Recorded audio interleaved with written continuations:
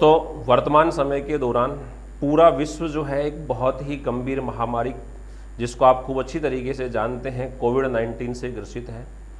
और इस कोविड-19 से हम जूझ ही रहे हैं। इसकी सारी समस्याओं को हम अभी झेल रहे थे और इससे हम निजात भी नहीं पा रहे थे। इससे पहले इसका सहयोग करने के लिए एक दूसरा ही, इसके साथ साथ एक बहुत ही खतरनाक बीमारी जिसका नाम होता है ब्लैक फंगस, जिसको हम बोल रहे हैं। इसका साइंटिफिक नाम अगर हम बात करें तो म्यूकोरमाइकोसिस के नाम से इसको जाना जा रहा है। आप देख भी रहे हैं, काफ़ी समय से पश्चिमी बंगाल, यूपी, गुजरात, इन क्षेत्रों के अंतर्गत इसके काफ़ी सारे मरीज आपको देखने को मिले हैं। हालांकि राजस्थान के अंतर्गत इसका अभी तक कोई बहुत बड़ा प्रकोप या बहुत बड़ा प्रभाव देखने को नहीं मिला है। लेकिन फिर भी ये क्या है म्यूकोरमाइसिस, ब्लैक फंगस जिसको हम जानते हैं, क्या है, इसके क्या सिम्टम्स होते हैं, किस प्रकार से इसका इन्फेक्शंस होता है और क्या क्या हमारी बॉडी के ऊपर कौन कौन से ऑर्गन्स पर इसका सबसे ज़्यादा प्रभाव पड़ता है, ये हम आज इस वीडियो में देखने वाले हैं। दोस्तों, सबसे पहले तो मैं आपको ये बताता हूँ कि फंगस वास्तव में है क्या। तो फंगस क्या होता है? तो फंगस सजीवों को जब हमने क्लासीफाई किया तो उस क्लासिफिकेशन के दौरान हमें एक ऐसे भी सजीव प्राप्त हुए जो क्लोरोफिल रहित होते हैं, अर्थात जिनके अंतर्गत पर्णहरित क्लोरोफिल नाम की संरचना नहीं पाई जाती है और इस संरचना के कारण ये अपने भोजन का निर्माण नहीं कर पाते हैं। तो स्वाभाविक सी बात है, आप सभी समझ भी रहे हैं कि जब कोई जीव अपने भोजन का निर्माण स्वयं नहीं कर पाता है तो वो अपने भोजन के लिए किसी दूसरे जीव के ऊपर क्या रहता है, निर्भर रहता है। तो फंगस जो होती है, ये फंगस, इसको हमने एक किंगडम के अंतर्गत रखा है। उस किंगडम का नाम है फंजाई। तो फंजाई के अंतर्गत आने वाले क्लोरहित जो पादप होते हैं उनको हम क्या नाम देते हैं? फंगस के नाम से जानते हैं। इसका अध्ययन क्या कहलाता है? इसकी स्टडी जो होती है उसको हम नाम देते हैं माइकोलॉजी, कवक विज्ञान के नाम से इसको जाना जाता है। इस कवक विज्ञान की स्थापना मिकेली नामक वैज्ञानिक ने की थी। दोस्तों, बहुत ही अच्छी सी बात है, बहुत अच्छी तरीके से आपको समझना है। इस माइकोलॉजी, कवक विज्ञान की स्थापना किसने की थी? मिकेली नामक वैज्ञानिक ने की थी। तो मिकेली को हम क्या बोलते हैं? फादर ऑफ माइकोलॉजी के नाम से जाना जाता है। जैसे जैसे हमें इनके बारे में जानकारियां प्राप्त होती गई, धीरे धीरे हमने इस कवक विज्ञान के अंतर्गत सुधार करना शुरू कर दिया और जो ये कवक विज्ञान था वर्तमान में क्या बन गया? ये वर्तमान में हो गया हमारा मॉडर्न माइकोलॉजी। और इस मॉडर्न माइकोलॉजी को हम क्या नाम देते हैं? तो फादर ऑफ मॉडर्न माइकोलॉजी किसको जाना जाता है? डी बेरी नामक वैज्ञानिक को जाना जाता है। वैसे मैं आपको नॉर्मली रूप से भी बता देता हूं दोस्तों कि कवक क्या होता है। आपने देखा होगा रोटी के टुकड़े, ब्रेड के टुकड़े या कोई भी सड़ी गली जो चीज़ें होती है हमारे घरों के अंतर्गत, अचार वगैरह में आपने देखा होगा, अगर हम उसको खुला छोड़ देते हैं तो कुछ समय में उसके ऊपर एक सफ़ेद रंग का पदार्थ जमा हो जाता है और उसे हम क्या नाम देते हैं? उसे ही हम कवक के नाम से जानते हैं। तो कोई भी सड़ी गली चीज़ें हैं, मिट्टी है, खाद है, जानवरों का गोबर है, पेड़ पौधों की पत्तियां हैं, ब्रेड या रोटी के टुकड़े हैं, अचार खुला हुआ जो रह जाता है, इन सब के ऊपर जो एक अपशिष्ट जीव के रूप में जो आ जाता है वो क्या कहलाता है? कवक कहलाता है दोस्तों। और ये कवक जो होता है ये हमारे लिए लाभदायक भी होता है और हमारे लिए हानिकारक भी होता है। बहुत से कवक ऐसे हैं जो सजीवों के लिए, जंतुओं के लिए, मनुष्यों के लिए क्या होते हैं? बहुत ज़्यादा लाभदायक होते हैं। जैसे आपने देखा होगा पेनिसिलियम नोटेटम नामक कवक जो होता है उससे हमें पेनिसिलिन नामक एक एंटीबायोटिक भी प्राप्त होता है। इसी तरीके से हम बात करें तो कुछ कवक ऐसे भी हैं जिनके उपयोग से हम ब्रेड वगैरह, यीस्ट जैसे होता है उसको बनाने में काम लिया जाता है। यानी कि बेकरी उद्योग में भी कुछ कवकों का उपयोग होता है। यानी कि कवक हमारे लिए लाभदायक भी होते हैं और कवक हमारे लिए क्या होते हैं? हानिकारक भी होते हैं। कुछ कवकों की वजह से हमें रोग होता है, जैसे दाद होता है, गंजापन जैसे होता है, टीनिया कैपेटिस होता है, एथलीट फुट नामक रोग जो होता है। इस तरीके के जो रोग हैं वो कवक की वजह से भी होते हैं। जानवरों में भी होते हैं, पादपों में भी बहुत सारे रोग होते हैं। तो कहने का तात्पर्य, कवक एक ऐसा सजीव, कवक एक ऐसी प्रजाति है जो लाभदायक भी होते हैं और जो हानिकारक भी होते हैं। दोस्तों, हम बात कर रहे हैं म्यूकरमाइकोसिस की। ये जो म्यूकरमाइकोसिस है ना, इसके अंतर्गत दो जो कवक हैं उन दो कवकों के जीन्स पाए जाते हैं। अर्थात कवक की एक ही प्रजाति है लेकिन इसके अंतर्गत कितने कवकों के जीन्स हैं? 2 कवकों के जीन्स हैं। जिनमें से एक का नाम होता है म्यूकर और एक का नाम होता है राइजोपस। म्यूकर और राइजोपस दो कवकों के मिलने से एक नई प्रजाति बनती है जिसको नाम दिया जाता है म्यूकर माइकोसिस। अच्छा, इसको आप एक और भी नाम दे सकते हो। इसको हम क्या नाम दे सकते हैं? इसको हम नाम देते हैं ग्रुप ऑफ मोल्ड भी कहा जाता है। इसको क्या कहते हैं? इसको ग्रुप ऑफ मोल्ड के नाम से भी जाना जाता है। और ये ग्रुप ऑफ मोल्ड जो होता है ये भी क्या कहलाता है? म्यूकर माइकोसिस के नाम से ही इसे जाना जाता है। तो आप इसकी भी बात कर सकते हैं। कहाँ मिलता है ये मैं आपको पहले ही बता चुका हूँ। ये मिट्टी में मिलता है, खाद में मिलता है, जानवरों के गोबर में मिलता है। इन सब चीज़ों के अंतर्गत ये पाया जाता है। कैसे फैलता है दोस्तों? इसका इन्फेक्शन कैसे होता है? तो भारत के अंतर्गत एक संस्था है जिसे हम नाम देते हैं CDCP। क्या है CDCP?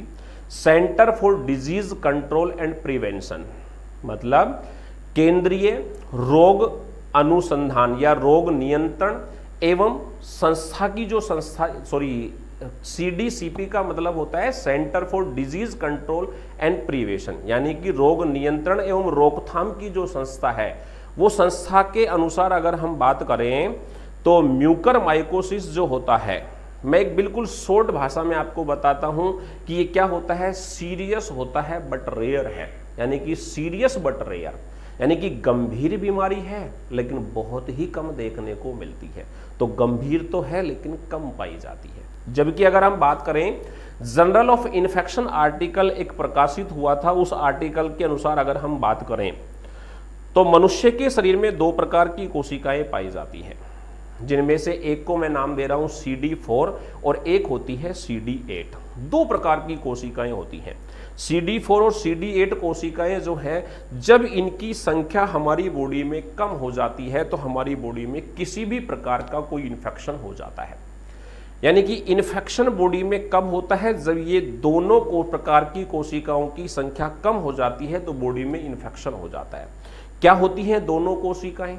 तो CD4 जो कोशिका होती है ये पाई जाती है लिम्फोसाइट्स के अंतर्गत, और इनका काम क्या होता है? इनका काम होता है कि इन्फेक्शन से शरीर या इन्फेक्शन के प्रति शरीर को लड़ने में क्या करती है?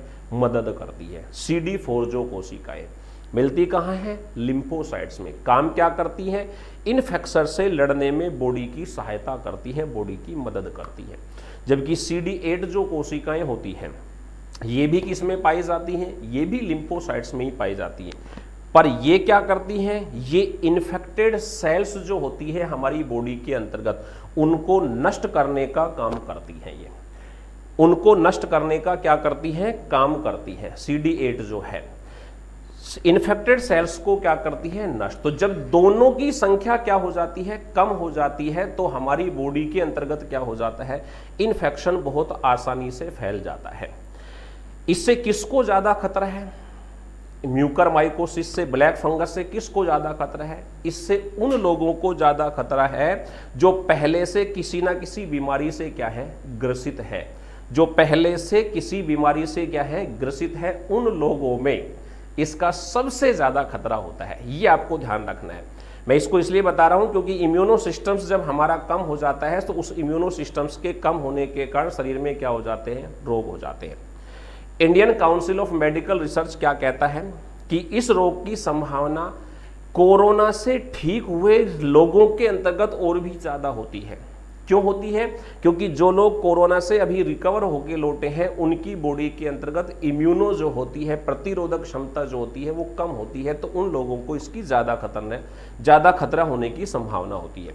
कौन कहती है ये बात? Indian council of medical research इस बात को कहता है। इसके अलावा और अगर हम बात करें तो कुछ विशेष प्रकार की बीमारियां, जैसे कि कोई व्यक्ति इरेगुलर डायबिटीज से पीड़ित है, अनियंत्रित मधुमेह की, कमजोर इम्यूनिटी है किसी की, लंबे समय से कोई ICU हॉस्पिटल में एडमिट है, पोस्ट ऑर्गन ट्रांसप्लांट अगर किसी ने किया हुआ है, कैंसर है कोई किसी को, वोरिका नोजल थेरेपी होती है एक, वोरिका नोजल थेरेपी क्या होती है? ये गंभीर फंगल इन्फेक्शन का इलाज जो होता है, सीरियस फंगल इन्फेक्शन का जो इलाज होता है उसको किसके द्वारा किया जाता है? तो वो होता है वोरिका नोजल थेरेपी के द्वारा।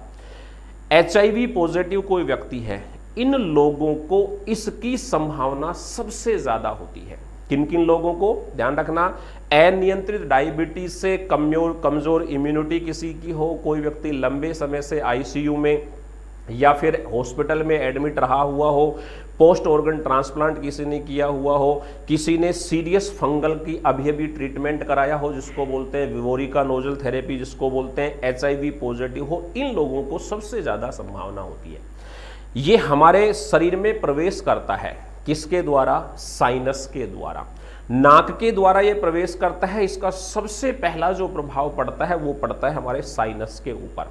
साइनस को इफेक्टिव करने के बाद ये धीरे धीरे कहाँ पहुंचता है, लंग्स में पहुंचता है, फेफड़ों में पहुंचता है। तो इसका फर्स्ट जो अटेम्प्ट होता है, फर्स्ट जो अटैक होता है इसका, वो किस पर होता है, साइनस पर।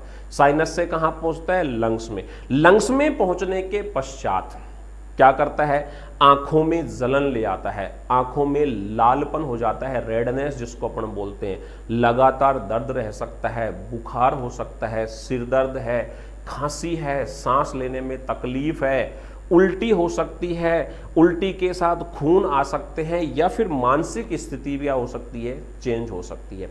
लेकिन आप अभी देख रहे हो इसका विशेष रूप से जो प्रभाव देखने को मिलता है वो आंखों पर देखने को पड़ रहा है। तो आंखों पर और रेस्पिरेटरी सिस्टम पर इसका सबसे ज्यादा इफेक्ट होता है। आंखों में रेडनेस आती है, धीरे धीरे धीरे धीरे रेडनेस बढ़ती जाती है, आंखों में सूजन आ जाती है, और व्यक्ति की विजन जो होती है, विजन साइट जो होती है, देखने की जो क्षमता है, वो भी क्या हो जाती है, लुप्त हो जाती है। अच्छा, अगर ये स्किन के ऊपर इसका इफेक्ट होता है, तो जैसे मैं बात करूं कि चेहरे पर एक साइड में इफेक्ट हो गया तो बहुत ज्यादा सूजन एक साइड में आ जाती है, जबकि दूसरा स्किन के ऊपर जो होती है वो भी रेडनेस के रूप में आपको दिखाई देता है। विशेषकर अगर बात की जाए सभी सिम्टम्स को अगर लेकर हम बात करें तो कुछ विशेष ऑर्गन्स जो हैं वो इसमें इफेक्टिव होते हैं। कौन कौन है, चेहरा है, नाक है, आंख है और मस्तिष्क है। कौन कौन, चेहरा, नाक, आंख और मस्तिष्क, ये इससे प्रभावित विशेष अंग हैं जिनके ऊपर इसका सबसे ज्यादा इफेक्ट आपको देखने को मिलता है। अच्छा, एक बात विशेष रूप से ध्यान रखना, ये बहुत ही कम देखने को मिलता है, लेकिन इसकी मोर्टेलिटी रेट जो है, मृत्यु दर जो है इसकी, वो कितनी है, 50% है दोस्तों। कितनी है इसकी मोर्टेलिटी रेट, 50% इसकी मोर्टेलिटी रेट है। इससे आपको विशेष रूप से ध्यान रखना चाहिए। इसका क्या किया जाए, सर क्या करें हम इससे बचाव के लिए? तो इससे बचाव के लिए क्या करना है आपको, वो ध्यान रखें। जब भी आप घर से बाहर निकले, धूल वाले कहीं भी स्थानों पर आप जाएं, तो आप हमेशा मास्क का क्या करें, प्रयोग करें। मैंने कहा था ये जो फंगस होता है सबसे ज़्यादा मिट्टी में पाया जाता है, गोबर में पाया जाता है, सड़ी गली चीज़ों में पाया जाता है। तो जब भी ऐसी चीज़ों के आप नज़दीक जाते हैं, उस समय जूते पहने, चप्पल पहने, ग्लव्स पहने, या फिर ट्राउज़र वगैरह जो होते हैं उनका उपयोग करें। यानी कि अपनी त्वचा जो है, हमारी स्किन जो है, उसको डायरेक्ट किसी भी चीज़ के संपर्क में आने से क्या करें, रोकें। साफ सफाई का क्या करें, विशेष ध्यान रखें। इम्यूनो मॉड्यूलेटिंग ड्रग्स, यानी कि हमारे इम्यूनो सिस्टम्स को हम जो मॉडिफाई करने के लिए कुछ स्टेरॉइड्स या कुछ दवाइयाँ जो काम में लेते हैं, उनका इस्तेमाल इस समय क्या करें, कम से कम करें। तो बचाव ही उपचार है दोस्तों, इसका एक विशेष रूप से आपको क्या करना है, याद रखना है। तो दोस्तों ये आज हमने बात की थी एक विशेष प्रकार का इस समय जो इन्फेक्शंस आपको हमारे इस एटमॉस्फेयर में देखने को मिल रहा है, जिसे हम क्या नाम दे रहे हैं, जिसे हम नाम दे रहे हैं ब्लैक फंगस या म्यूकर माइकोसिस के नाम से हम इसको जानते हैं। दोस्तों मैंने आपके साथ इसकी चर्चा की है, जिसमें इसके सिम्टम्स क्या हैं, ये क्या होता है, इन्फेक्शन किस प्रकार से होता है, इससे कैसे बचा जाए, इफेक्टिव ऑर्गन्स कौन कौन से होते हैं, इन सभी चीज़ों के बारे में आपको ध्यान रखना है। धन्यवाद।